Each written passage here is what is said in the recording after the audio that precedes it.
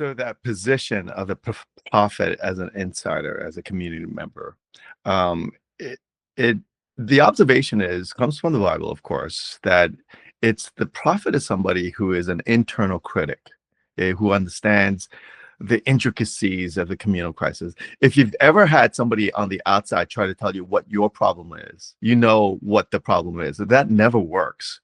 But it's the people who are on the inside who say, listen, this is my community. I love this community.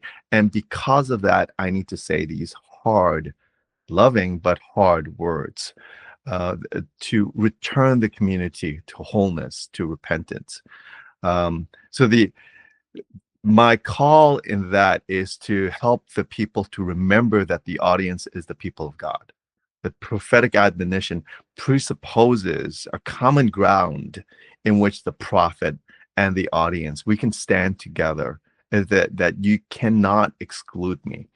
That I find that to be one of the primary defensive mechanisms of people who want to not listen to a prophetic word, is to become defensive and say, you don't know me, you're not one of us, you're not part of us.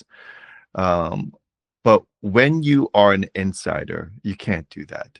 But it also means for when you preach or speak prophetically, that you need to do this by bringing and reminding people and drawing upon the already present community commitments, right? So this is not the space. So if you find, so for example, if you find that you read something that was really, really interesting, you're going to have to do the translation work to translate some of the ideas from that has helped you and inspired you to say, what are the community commitments that we already have that this can draw upon? So one of the things that we do as my tradition is, as Anglicans, is every once in a while we'll do baptism, and we'll also invite the rest of the church into remembering the baptism. And we actually sprinkle the rest of the church and we declare these words: remember your baptism.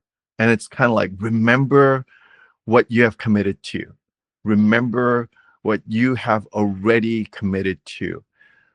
So we use the language of the people as a prophet. So that means our prophetic work isn't to say, here are some new values for you to adopt, but rather a return to remember our core values.